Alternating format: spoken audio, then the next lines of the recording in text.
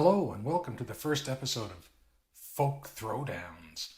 Anyway, it's basically where I'll just look at three folk albums from my collection and compare them, and I'll just sort of talk about which one I prefer the most. They're all good. I don't have like a lot of stuff in my collection that I don't like. Otherwise, I wouldn't have it in my collection. Uh, Before I get started, I do have to say that today's episode is powered by several cans of Big Spruce Brewing Kitchen Party Pale Ale. They in no way sponsored this at all, but I like it and I've had a couple cans, so thanks. So, for this episode, I want to talk about three live albums by three folk legends: Gordon Lightfoot, Sunday Concert; Phil Ochs in concert; and Neil Young and the Stray Gators, Tuscaloosa. Now, I know this one might be a little out of left field, but deal with it. Okay, so let's start looking at the first one. Gordon Lightfoot is a Canadian and folk legend. He owned a 70s sort of AM folk radio. This is from the 60s, and it sort of focuses on his earlier works. Let's take a look.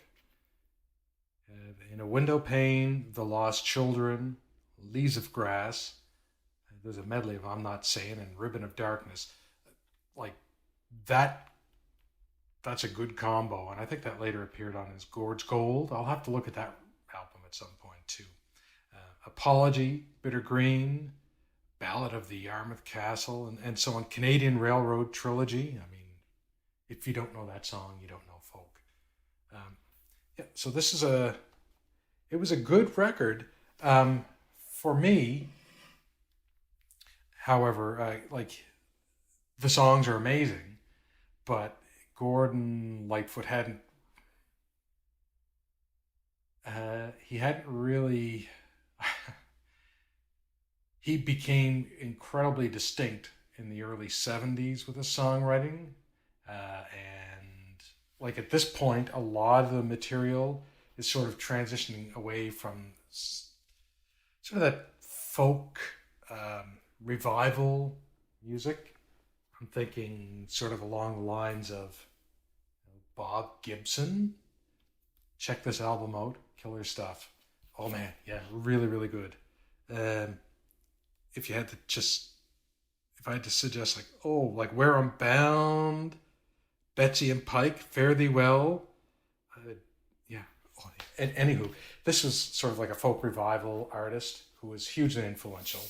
And at this point, still in the 60s, Gordon Lightfoot was in that vein of stuff where as he moved along, he developed his own unique voice that sort of his own genre onto himself. So this is a really good record, but it's not, if you're expecting to hear, Sundown or Carefree Highway or any of that stuff, this isn't it. Now, Phil Ochs, although this was done in around the same time, he had such a unique approach. He had his own voice. And Gordon Lightfoot's vocal voice was really, really good. But the melodies and just Phil Ochs was just a force unto himself. Hugely influential. And this album is good. Apparently some of it was like touched up in the studio or recorded in the studio because of sound quality of the actual live performance, but I don't care. It's really good. You've got like Bracero. I'm not going to say it now. Changes, Love Me, I'm a Liberal, There But for Fortune. Some amazing stuff. So this is the second album. And the third album is Neil Young and Stray Gators, Tuscaloosa. So this was just released recently. And it's sort of his Time Fades Away album, which is live, if I do recall. I have it. I have a bunch of Neil Young. I'll dig into his stuff as we go on.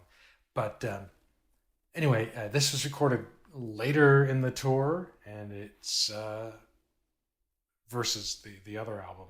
And the song, I mean, the songs. This is off the Harvest tour. I mean,